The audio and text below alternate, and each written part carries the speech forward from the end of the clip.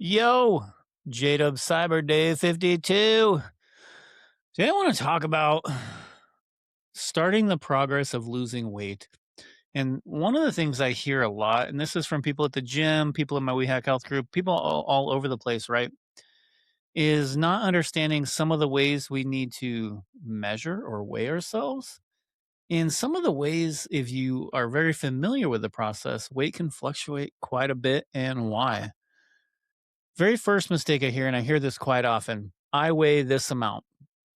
And I go, okay, well, when was the last time you weighed yourself? And they're like, oh, like maybe a month ago. And then I weighed myself again. Okay. Those 2 points in time tell you pretty much nothing except for how much you weighed on those days.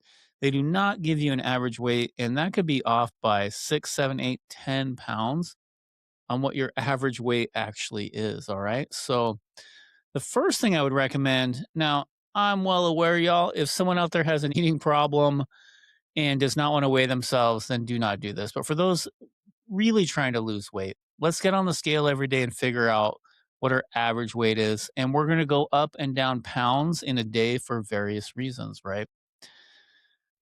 First reason could be the stress you have on your body. You didn't sleep well, right? You are under a stressful situation. Any type of trauma response like this is going to effectively make your body want to hold on to water. You could have had a diet that included a lot of salt, right? This is not bad for you. I take in a lot of salt, but just carbs, salt, water, sometimes even lack of water, dehydration will cause you to gain weight. And if you track it every day, when you have those big, like, oh my gosh, I gained a couple pounds since yesterday moments, you can usually link that back to what happened the day before. I'll give you a real world situation for me. I was 190, let's say, at the day of surgery. The very next day, I was 196. Oh my God. I gained 6 pounds in one day where I fasted half of that day and really didn't have that many calories.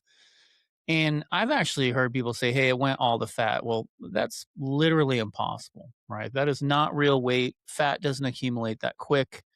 Also, you would need to eat in excess of, if you do the math, about 21,000 calories for that to be a thing.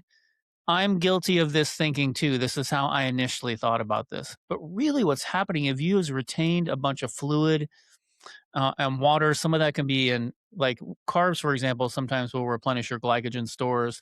Glycogen can absorb water like a sponge, and you can just get a lot of water weight. You can also retain water for a number of other reasons.